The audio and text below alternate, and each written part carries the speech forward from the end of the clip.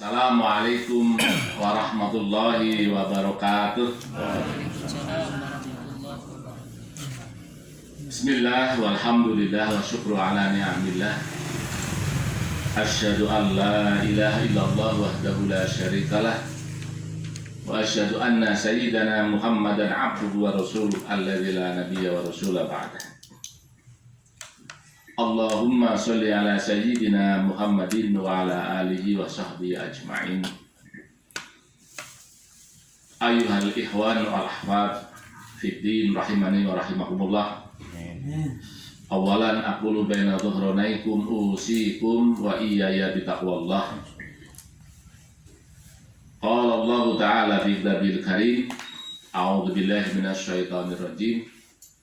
Ya ayyuhalladzina amanu taqullaha haqqa tuqatih wa la tamutunna illa wa antum muslimun. Al-ayah sadaqallahul azim amma ba'du. Para sepuh, bini sepuh, semua yang hadir pada malam hari ini, Bapak Ibu sekalian, saudara-saudara sekalian, alhamdulillah pada malam yang ketiga kajian kitab Fathul Mu'in ini kita semua bisa hadir di teras rumah ini. Mudah-mudahan sekalipun ini di teras tapi tetap diberkahi oleh Allah Subhanahu wa taala. Amin. Kita berkumpul di sini adalah dalam rangka untuk tafaqquh fiddin, dalam rangka untuk ta'allum. Oleh karena dalam rangka ta'allum maka saya sebut sebagai majelis taklim.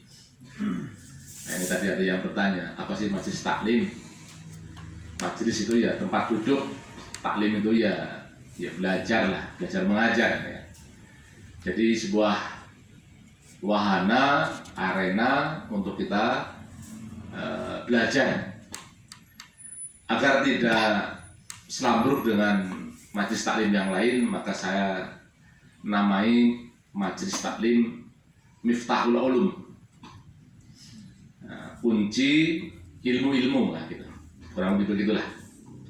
Jadi majelis taklim ini kita sebut dengan majelis taklim Miftahul Ulum.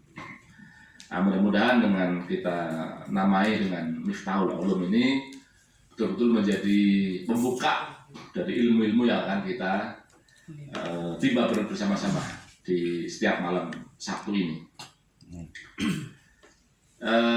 Seperti biasa kita akan membaca kitab Fathul Mu'in yang nanti akan dipandu oleh Muhammad Rifki Ridho ya. Mari kita buka ya, nanti kita akan meneruskan membaca muqaddimah ya. Jadi disiapkan kitabnya bagian muqaddimah ya. Belum sampai bab ya, masih muqaddimah ya. Ini pertemuan ketiga tapi masih muqaddimah.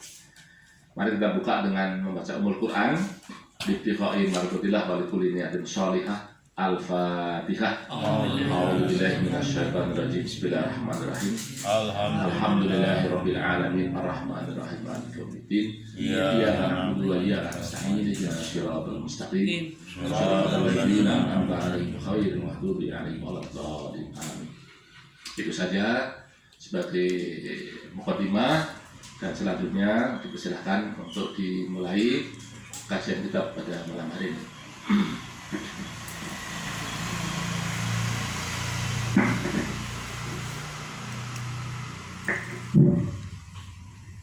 Assalamualaikum warahmatullahi wabarakatuh. Waalaikumsalam warahmatullahi wabarakatuh. Bismillahirrahmanirrahim.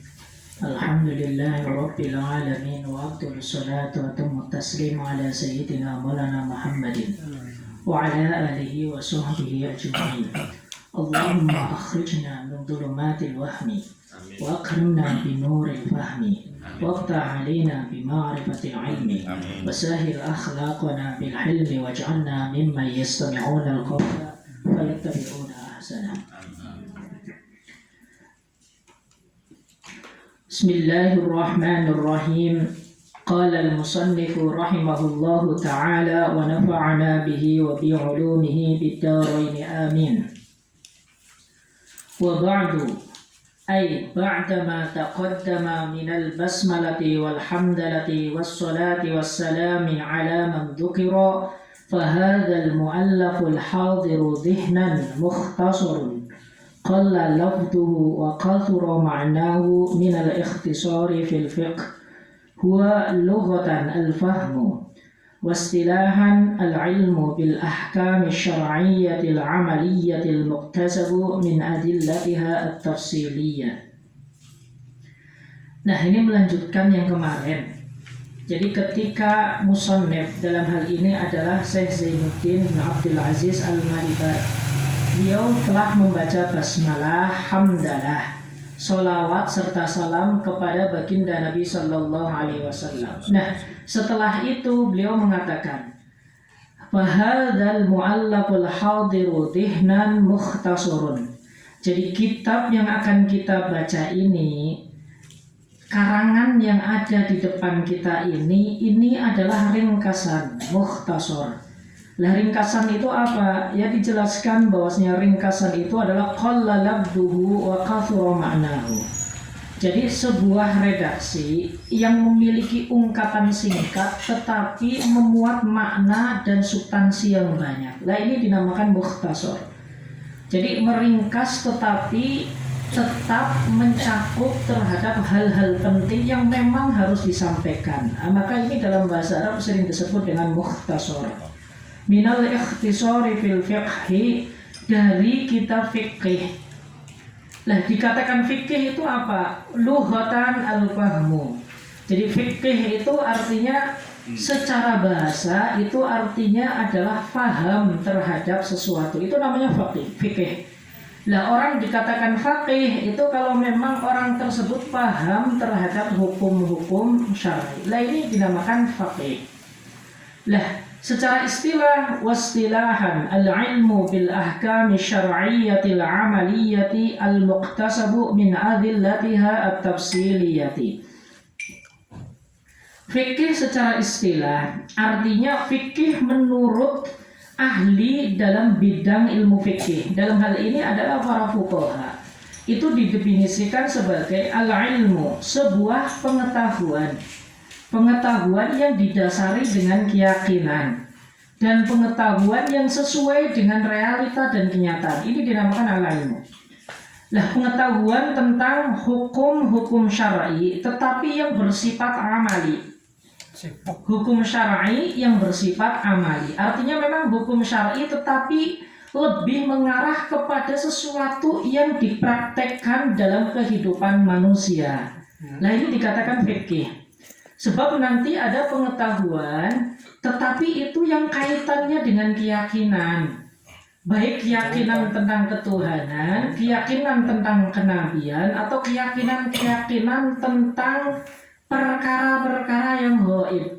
Lah keyakinan semacam ini nanti itu bukan pembahasan fikih, tapi ini nanti masuknya kepada ilmu kalam atau ilmu tauhid, atau bahasa kitanya adalah ilmu teologi. Itu maksudnya adalah al-ilmu bil ahkam asyariyah, tetapi yang tidak amaliyah, tetapi adalah i'tiqadiyah, yang bersifat keyakinan. Lah fikih ini khusus kepada sesuatu tetapi yang dipraktekkan di dalam kehidupan sehari-hari. Ini garapannya fikih.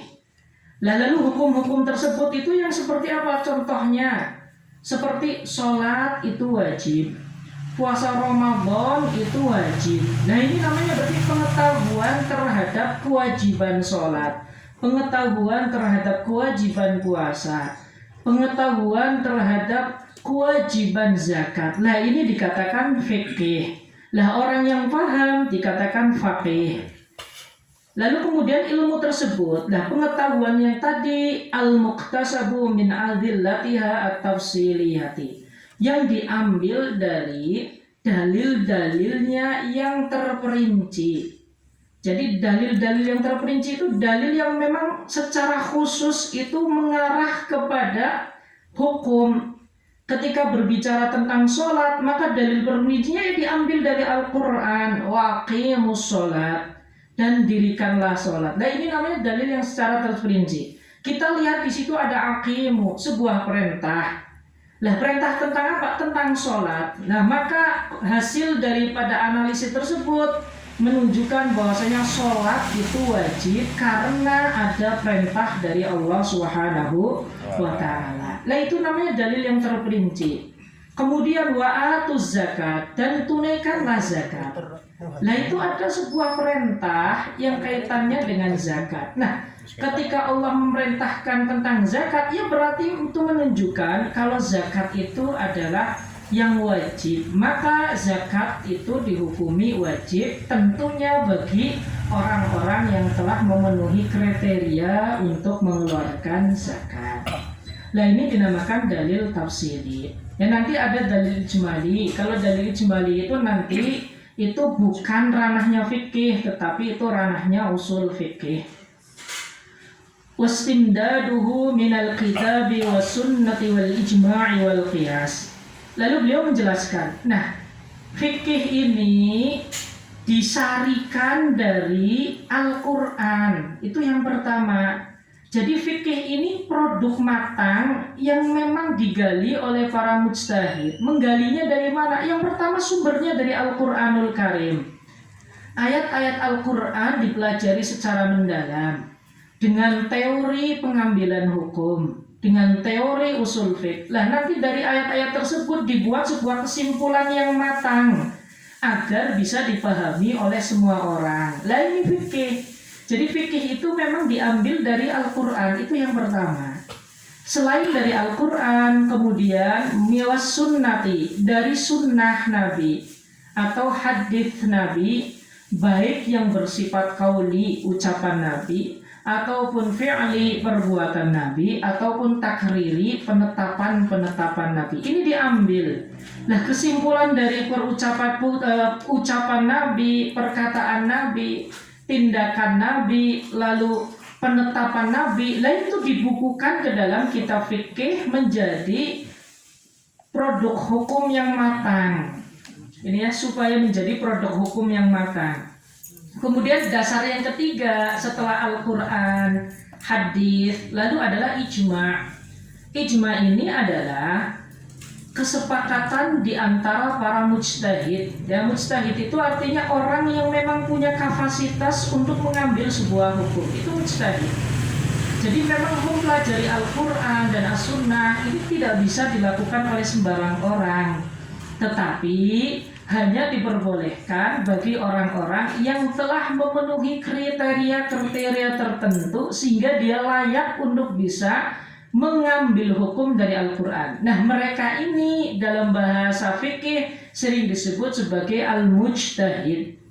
Al-mujtahid itu. Lah, itu kesepakatan dari para mujtahid terhadap hukum tertentu. Nah, ini nanti juga disarikan menjadi sebuah hukum yang dinamakan fikih. Jaminannya adalah ucapan baginda Nabi Sallallahu Alaihi Wasallam.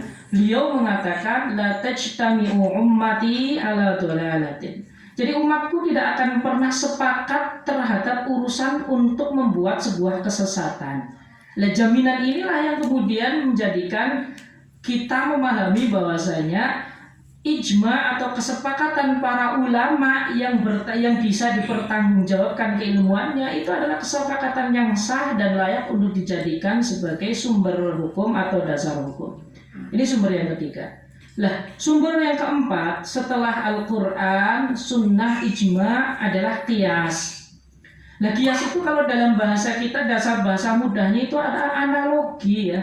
Tetapi yang dimaksud dengan qiyas ini adalah hukum-hukum yang termansus atau tertulis di dalam Al-Quran atau hukum-hukum yang tertulis di dalam hadis itu diambil substansi hukumnya, atau dalam bahasa ulamanya diambil ilatnya. Ilat ini adalah faktor utama yang menjadikan kemunculan sebuah hukum. Contoh misalkan, ketika Allah Subhanahu wa Ta'ala itu berfirman, "Fala taqul lahuma uffin wa la tanharhuma wa qul lahuma qawlan karima." Lah, maka di situ ketika memahami fala taqul, maka janganlah kalian mengatakan uff. Ucapan uff itu adalah ucapan kalau dalam bahasa kita itu yang mirip seperti hus gitu. Ini bentakan kepada orang tua atau ucapan ketidakmauan untuk mengikuti perintah orang tua. Ini dilarang. Fala taqul lahuma uffin. Hukumnya apa? Hukumnya haram. Diambil dari apa? Dari larangan fala taqul. Lah, sekarang faktor yang menjadikan ucapan tersebut haram itu apa? Nah, ulama menggali sebuah makna yang tersirat di dalamnya. Oh, ternyata maknanya adalah menyakitkan. Lah, menyakitkan ini nanti yang dijadikan sebuah wasilah, sebuah bahan untuk menentukan hukum-hukum yang lain. Oleh karenanya, maka memukul orang tua jauh lebih diharamkan daripada mengucapkan uff. Maka segala tindakan yang berpotensi untuk menyakiti orang tua, maka itu diharamkan. Nah, ini namanya qiyas. Cuma qiyas ini tidak bisa dilakukan oleh sembarang orang. Yang boleh melakukan itu hanya orang-orang yang sudah sampai kepada level mujtahid. Nah, tentunya juga dengan syarat-syarat dan kriteria tertentu. Ini hanya yang dinamakan dengan qiyas ya. Untuk contohnya itu banyak sekali itu. Wa faidatuhu imtithalu awamirillahi ta'ala wajtinabu nawahihi. Lalu buah daripada kita memahami ilmu fikih itu apa? Ya satu itu ya, imtithalu awamirillah, menjalankan segala perintah Allah, mentaati semua perintah-perintah Allah, wajtinabu nawahihi, dan menjauhi semua larangannya. Ini adalah buah daripada kita mempelajari fikih. Karena semua ilmu agama itu pada ujungnya adalah untuk dipraktekkan. Nah, ketika kita mempraktekkan pengetahuan-pengetahuan keagamaan, maka yang menjadi prioritas kita itu adalah bagaimana kita ini berusaha untuk menjalankan apa yang diperintahkan oleh Allah, lalu meninggalkan apa yang dilarang oleh Allah.